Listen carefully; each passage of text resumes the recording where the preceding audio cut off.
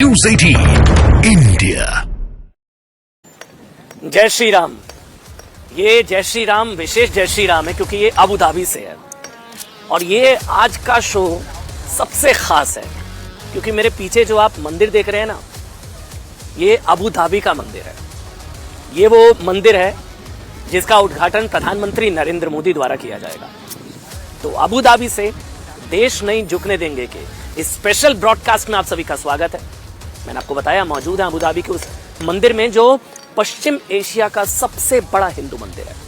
इसका उद्घाटन खुद भारत के प्रधानमंत्री नरेंद्र मोदी 14 फरवरी को करने वाले हैं और इसमें सबसे खुशी की बात यह है, क्या हो सकता है कि दुनिया के इस्लामिक देश में मतलब यूएई में इस हिंदू मंदिर का गठन किया गया है। इस वक्त हम खड़े हैं। देखिए, ये एक ऐसा मंदिर है जिसके लिए जमीन मुस्लिम शासक ने दी। एक सिख इस मंदिर के प्रोजेक्ट डायरेक्टर हैं। इसको डिजाइन करने वाले आर्किटेक्ट ईसाई हैं। हिंदू कारीगरों ने मूर्तियां बनाई और एक पारसी को इसका निर्माण कार्य दिया गया। एक जो कंपनी है वो पारसी ग्रुप है और मंदिर में वसुधैव कुटुंबकम का संदेश पूरी दुनिया की तरफ से दिया जा रहा है। मतलब जैसे कहा जाता है ना कि सर्वधर्म संभाव, सामाजिक समरसता का सबसे बड़ा प्रतीक कुछ है। तो ये यूएई एक मुस्लिम देश, इस्लामिक देश की धरती पर ये भव्य मंदिर 27 एकड़ मतलब BAPS का वो मंदिर सिर्फ इसलिए एक मंदिर नहीं है बल्कि दो मान्यताओं और आप कह सकते हैं दो सभ्यताओं की दोस्ती की निशानी है, जिसकी शुरुआत 2015 में तब हुई थी जब प्रधानमंत्री नरेंद्र मोदी यूएई के दौरे पर थे और यूएई के राष्ट्रपति ने उन्हें, आपको याद होगा तब भी मैंने आपको खबर बताई थी, जमीन तोहफे में दी थी। 27 एकड़ जमीन एक मुस्लिम शासक ने तोहफे में दी मंदिर के लिए। कभी कभी ये बताते हुए याद आती है वो तस्वीरें कि वहां राम मंदिर के लिए प्रभु राम अपनी जमीन के लिए दर दर भटक रहे थे, कोर्ट के चक्कर लगा रहे थे। यहाँ हिंदू मंदिर के लिए मुस्लिम शासक ने 27 एकड़ जमीन दान में दे दी। दुबई और अबू धाबी के हाईवे पर मौजूद है ये जगह जहां मैं हूं। 2017 में प्रधानमंत्री एक बार फिर यूएई गए और तब उन्होंने इस मंदिर की आधारशिला रखी और तब बताया गया, तब से वैदिक आर्किटेक्चर से प्रभावित इस मंदिर का निर्माण चल रहा है। बड़ी बात यह है कि इस मंदिर के जो 7 शिखर है ना, 7 शिखर वो अमीरात स्टेट्स को दर्शाती है। मतलब संयुक्त अरब अमीरात, 7 अमीरात, इसमें अमीरात की पहचान भी है और उसको भी शामिल किया गया है। दो सभ्यताओं के बीच कूटनीतिक घनिष्ठता का इससे बड़ा उदाहरण कोई और हो ही नहीं सकता। अब देखिए, 48 घंटे का टाइम बाकी है, 48 घंटे का वक्त रह गया है जब भारत से दूर एक इस्लामिक देश में सनातन क्रांति होने वाली है, वो भी प्रधानमंत्री नरेंद्र मोदी के हाथों द्वारा। 22 जनवरी को अयोध्या में राम मंदिर की प्राण प्रतिष्ठा के बाद अब प्रधानमंत्री अबू धाबी में स्वामी नारायण हिंदू मंदिर में प्राण प्रतिष्ठा और उद्घाटन करने जा रहे हैं। कुछ ही घंटे के बाद यूएई की राजधानी अबू धाबी, जहां पर इस वक्त हम मौजूद हैं, इसी परिसर में यही वो मंदिर है जो इस वक्त आप देख रहे हैं। अबू धाबी के मंदिर के मतलब आप घंटियों की आवाज गूंजेगी, शंखनाद होगा, दीप जलेंगे। मुस्लिम देश, आप सोचिए इस्लामिक देश में दीप जलेंगे, शंखनाद होगा, घंटियां बजेंगी और पूरी दुनिया में सनातन की गूंज सुनाई देगी। अयोध्या के बाद अब अबू धाबी में विशाल भव्य मंदिर का उद्घाटन होना है। सबसे बड़ी चीज जो मैं अगली रिपोर्ट में आपको दिखाने जा रहा हूं, इस जो 7 शिखर हैं इसमें 7 मंदिर तो हैं ही, इसमें पूरब से लेकर पश्चिम, उत्तर से लेकर दक्षिण तक के भगवानों को मंदिर में जगह दी गई है। प्रभु राम भी हैं, भगवान अयप्पा भी हैं। बताया जा रहा है कि इसके अलावा जिन पत्थरों का इस्तेमाल अयोध्या के मंदिर बनाने में हुआ ना, बंसीपुर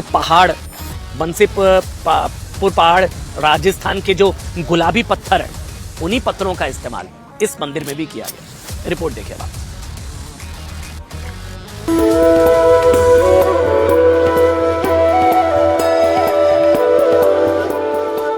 22 तारीख को प्रधानमंत्री मोदी ने अयोध्या में भव्य राम मंदिर का उद्घाटन किया और अब दुनिया को इंतजार है अयोध्या से 2700 किलोमीटर दूर इस्लामिक देश यूएई में तैयार एक और भव्य मंदिर के उद्घाटन का।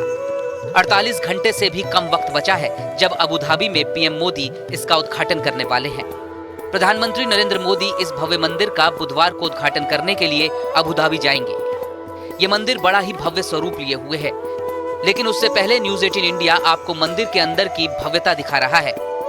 अबू धाबी में 6 साल में ये भव्य और अद्भुत मंदिर बनकर तैयार हो चुका है। ये अबू धाबी के 55,000 वर्ग मीटर में बने उस मंदिर की पहली झलक है जो इस्लामिक देशों में बना अब तक का सबसे विशाल हिंदू मंदिर है। मंदिर में 7 शिखर बनाए गए हैं। मंदिर का निर्माण 7 मंदिर के साथ किया गया है जो रामायण, महाभारत, भागवतम और शिव पुराण की कहानियों का वर्णन करता है। मंदिर का डोम ऑफ हार्मनी 5 प्राकृतिक तत्वों पृथ्वी, जल, अग्नि, वायु और अंतरिक्ष का सिंबल है। इसमें आप ध्यान से देखेंगे तो आपको 7 शिखर नजर आएंगे। आप गिनिए, ये एक्सक्लूसिव है जिसमें आप देख पाए 7 शिखर हैं। 7 शिखर का मतलब आप समझिए, इसमें भगवान राम का मंदिर होगा, इसमें महादेव का मंदिर होगा, इसमें कृष्ण राधा जी का मंदिर होगा, भगवान अयप्पा का मंदिर होगा, भगवान जगन्नाथ, तिरुपति बालाजी और श्री अक्षर पुरुषोत्तम महाराज। मतलब इसमें जो बताया गया है कि जो सनातन सूत्र में पूरा देश बंधा है, उसमें उत्तर से पूरब और पश्चिम से दक्षिण तक इसमें भगवान अयप्पा का भी मंदिर है। पीछे जो आप देख रहे हैं ये वो अबू धाबी का मंदिर है। मंदिर के हर कोने में भारतीय सनातन संस्कृति की झलक दिखती है। इसके साथ भारत की पवित्र नदियों गंगा, यमुना, सरस्वती को दर्शाने के लिए एक झरना भी बनाया गया है जो इनके स्रोत को दिखाता है। मंदिर में प्रवेश के बाद यहाँ वाराणसी जैसे घाट भी हैं, जहाँ एक तरफ गंगा बहती है तो दूसरी तरफ यमुना। ये मार्ग जो है वो ऊपर की तरफ जाता है। इसमें मैं कहूंगा कैमरामैन प्रदीप को, अगर क्योंकि ये तस्वीरें अभी संभवतः पहली बार आप देख रहे होंगे किसी न्यूज चैनल पर, जो यहाँ पर जो मुझे जानकारी दी है, ये जो पूरा मार्ग है, अच्छा कैमरामैन प्रदीप को कहूंगा अगर उस तरफ हम दिखाएं, पीछे की तरफ, ये इसको डिवाइन आई कहा जा रहा है। Divine I. आप क्या नाम है आपका? बीएपीएस बैप्स से है? हाँ, मेरा नाम कीर्तन सिंह जाडेजा है। अच्छा कीर्तन जी बताइए, ये बैप्स आई जो है इसका क्या मतलब है और ये इसका औचित्य और इसकी प्रासंगिकता क्या है? Basically we are celebrating the festival of harmony.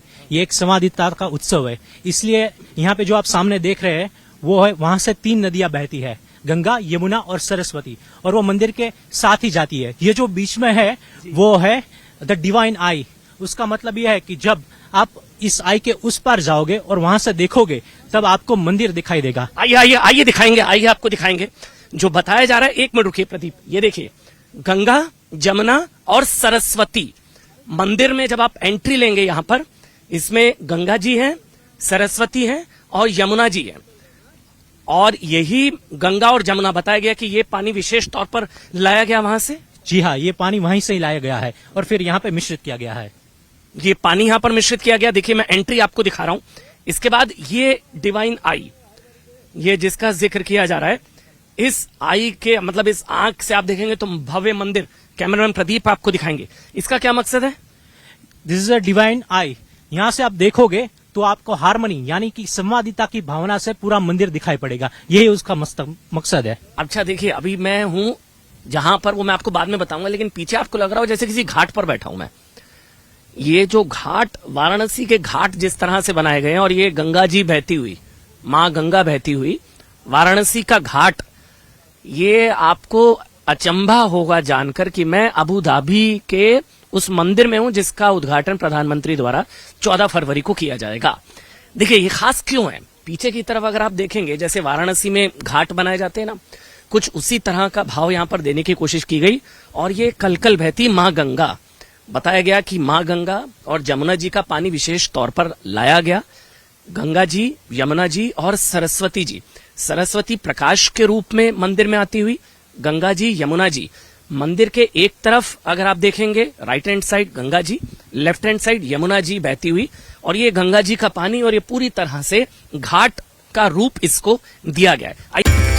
Abu Dhabi के मंदिर का निर्माण राजस्थान और इटली के गुलाबी बलुआ पत्थर और सफेद संगमरमर से किया गया है। पत्थर को भारत में 1500 से अधिक कारीगरों ने हाथों से तराशा है, जिन्होंने हिंदू संस्कृति और विरासत के विभिन्न पहलुओं को दर्शाते हुए जटिल पैटर्न से नक्काशी की है।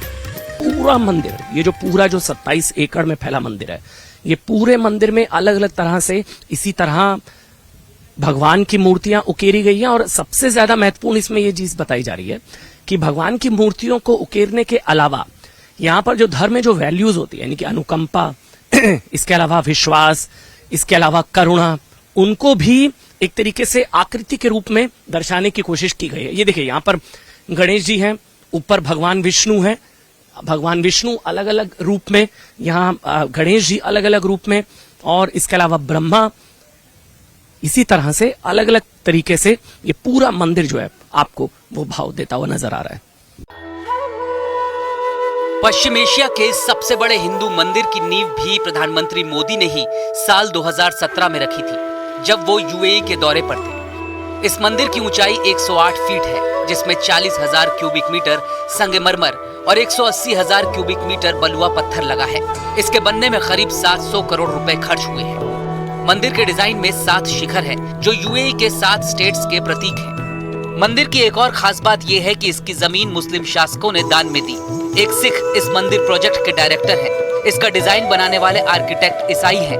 हिंदू कारीगरों ने मूर्तियां बनाई और एक पारसी कंपनी इसका निर्माण करा रही है। यानी मंदिर से वसुधैव कुटुंबकम का संदेश पूरी दुनिया में जा रहा है। मंदिर की नींव में 100 सेंसर और पूरे क्षेत्र में 350 से ज्यादा सेंसर लगाए गए हैं, जो भूकंप की गतिविधि, तापमान में उतार चढ़ाव और दबाव परिवर्तन पर डेटा देंगे।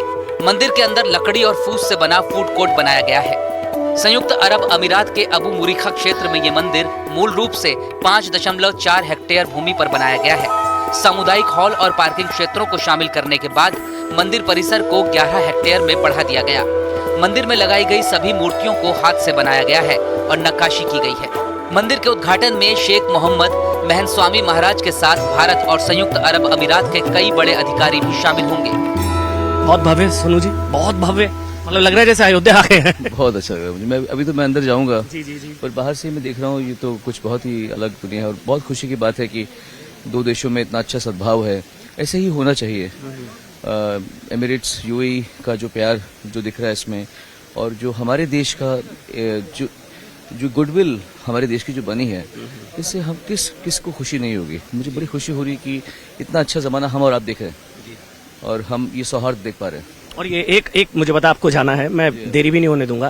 प्रधानमंत्री नरेंद्र मोदी के पास भी ये सौभाग्य इसके उद्घाटन का भी, अयोध्या भी और अबू धाबी भी। वो युग पुरुष आदमी है, वो आदमी अलग हैं और हम ये बात जो अभी मान ले वो मान लें, जो नहीं मानेंगे उनको बाद में बहुत इस बात को दुख होगा कि एक ऐसा आदमी है जो उसका कुछ और काम ही नहीं है। ना कोई आदमी चिल करता है, ना कोई फ्रेंड सर्कल है, ना कोई फैमिली है।